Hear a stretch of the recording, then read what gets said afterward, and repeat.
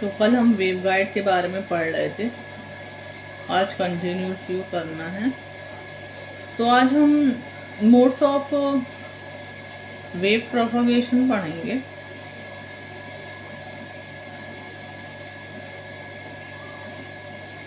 Basically जो हमारे जैसे ट्रांसमिशन लाइंस हैं, तो हमने देखा उसमें एक तो ओपन वायर या पैरेलल वायर था, एक कैटेगरी थी आपकी कोएक्सियल केबल, है ना, और थर्ड हमने वेवगाइड को दिया था। ऑप्टिकल फाइबर भी एक तरह की वेवगाइड ही है, तो उन्हें अलग तरीके से भी देख रहे हैं। तो बेसिकली हमने जो मोड्स ऑफ प्रोपगेशन के हिसाब से अगर देखें तो ओपन वायर या कोएक्सियल केबल में आपके टैम मोड होते हैं, यानी ट्रैवर्स, इलेक्ट्रिक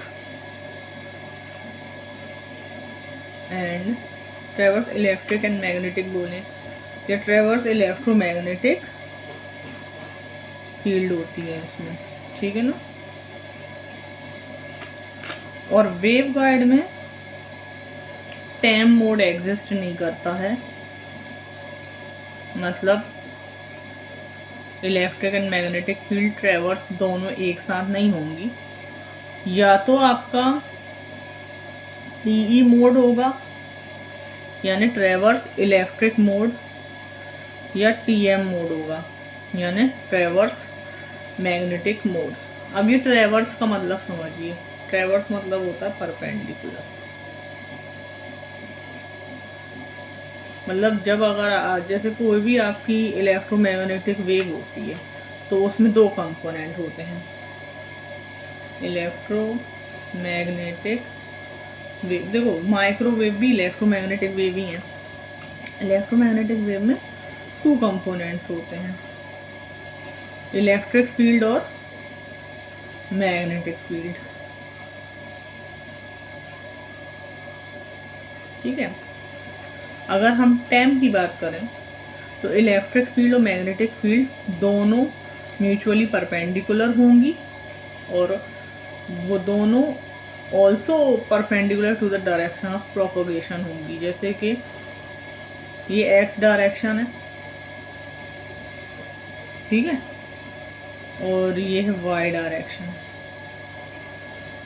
और ये है जेड डायरेक्शन। तो मान लो कि ये है डायरेक्शन ऑफ प्रोपगेशन, हमारी वेव यानी हमारी तरफ आ रही है किसी पॉइंट ओ से, और यहाँ हम इधर की साइड खड़े हैं जेड डायरेक्शन की साइड कहीं। तो जो उसका डायरेक्शन है आने का वो ऐसा है जेड की तरफ, और जो एक्स की तरफ है वो उसका है इलेक्ट्रिक कंपोनेंट या इलेक्ट्रिक फील्ड, और वाई की तरफ है उसकी मैग्नेटिक फील्ड, ठीक है। तो यानी अगर हम वेव को बनाएं तो इलेक्ट्रिक, जैसे हम ऐसे 3 डायमेंशन में देखेंगे तो यूँ ऐसे हमारी तरफ आएगी, ये वेव है, ये जेड डायरेक्शन है, इधर की तो हमारी साइड आ रही है, और ये जो हो गया इसका हो गया इलेक्ट्रिक कंपोनेंट या इलेक्ट्रिक फील्ड हो गई। और मैग्नेटिक फील्ड जो होगी जस्ट इसके mutually perpendicular also to the direction of propagation and also to the electric, मतलब इलेक्ट्रिक फील्ड के भी परपेंडिकुलर हो और डायरेक्शन ऑफ प्रोपगेशन के भी। तो ये हमारी समझिए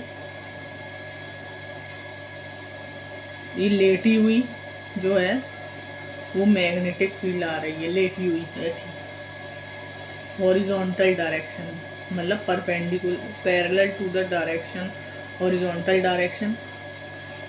ये जो वेव है ये इसका ये जो डायरेक्शन है तो ये है एच वाई, और ये वाली वेव है जो इसका डायरेक्शन है वो है ई एक्स, ठीक है। तो ये दोनों आपस में म्यूचुअली परपेंडिकुलर है and also perpendicular to the direction of propagation. तो इस तरह की वेव को टैम वेव बोलते हैं। तो जो भी हमारा सिग्नल है जो जाएगा, अगर वो इलेक्ट्रिक फील्ड जा रही है तो एक इलेक्ट्रिक फील्ड का भी मतलब क्या करती है, इंड्यूस कर देती है मैग्नेटिक फील्ड को। वायरलेस प्रोपगेशन में भी ऐसा ही होता है। मगर जब हम वेवगाइड की बात कर रहे हैं तो ये दोनों फील्ड आपस में, मतलब दोनों फील्ड अगर हम देखें, अगर हम टीई मोड की बात कर रहे हैं तो यानी यहाँ पे इलेक्ट्रिक फील्ड जो है वो डायरेक्शन ऑफ प्रोपगेशन के परपेंडिकुलर है, और टीएम की बात कर रहे हैं यानी यहाँ मैग्नेटिक फील्ड जो है वो डायरेक्शन ऑफ प्रोपगेशन के परपेंडिकुलर है। तो जैसे वेवगाइड अगर हम बनाएं, ये हमारी वेवगाइड है, रेक्टेंगुलर वेवगाइड। मान लीजिए ये इसका z डायरेक्शन है, this is the direction of propagation, and this is x direction, okay, this is z, this is x and this is y direction. तो जो y डायरेक्शन है, मान लो ये वाला डायरेक्शन है, हम इसको मान लेते हैं कि this is the wide dimension of the waveguide and this is called as A, and this is the narrow dimension of the waveguide and this is B, okay। तो अगर हम TE की बात करेंगे तो जो इलेक्ट्रिक फील्ड होगी वो डायरेक्शन ऑफ प्रोपगेशन के परपेंडिकुलर होगी, यानी कि वो ऐसी इस तरह से कुछ होगा, ठीक है। और अगर हम इसी में अगर हम मैग्नेटिक फील्ड की बात करें तो वो ज़रूरी नहीं है कि वो एग्जैक्टली परपेंडिकुलर ही हो, डायरेक्शन ऑफ प्रोपगेशन के परपेंडिकुलर वो नहीं होगी, ठीक है। तो हम इस तरह से बोलेंगे कि only the electric field is perpendicular to the direction of propagation. मतलब टेम में क्या होता है, दोनों ही डायरेक्शन ऑफ प्रोपगेशन के म्यूचुअली परपेंडिकुलर होती हैं, यानी एच भी परपेंडिकुलर होगी डायरेक्शन ऑफ प्रोपगेशन की और ई भी। मगर यहाँ ज़रूरी नहीं है, अगर आप टीई की बात कर रहे हैं तो सिर्फ इलेक्ट्रिक फील्ड ही परपेंडिकुलर होगी डायरेक्शन ऑफ प्रोपगेशन की। और अगर टीएम है तो ये वाली जो वेव होगी अब वो क्या होगी, इलेक्ट्रिक फील्ड नहीं होगी, मैग्नेटिक फील्ड होगी, यानी magnetic component of your wave होगा जो कि परपेंडिकुलर होगा डायरेक्शन ऑफ प्रोपगेशन की, ठीक है। तो ये परपेंडिकुलर आपका कैसे भी हो सकता है, ये आपकी हॉरिजॉन्टल भी हो सकती है, वर्टिकल भी हो सकती है, ठीक है। तो दैट इज द वो डिपेंड करता है कि वेव कैसी है आपकी, ठीक है। तो बेसिकली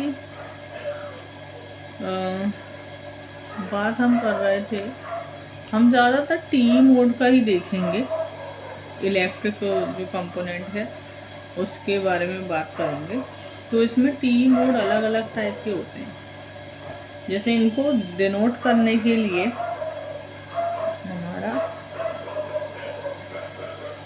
हम TMN लिखते हैं, ठीक है। जो M होता है वो होता है number of half wave variation along the wide dimension of waveguide, यानी A के along,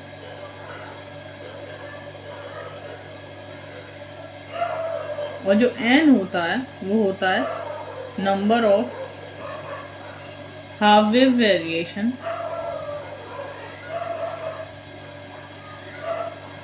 along the narrow dimension of the waveguide।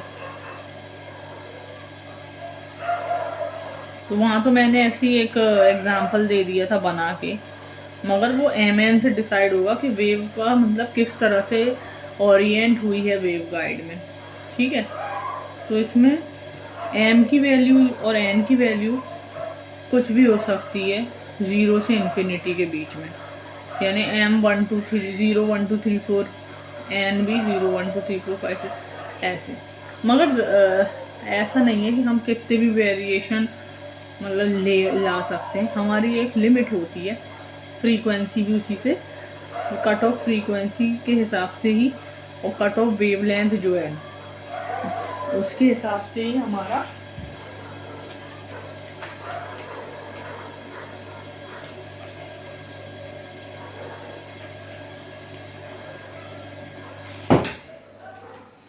हम डिसाइड करेंगे कि क्या है। पहले तो आप ये समझ लिए, मैंने कल टर्म बताया था कट ऑफ फ्रीक्वेंसी, और एक टर्म होता है कट ऑफ वेवलेंथ।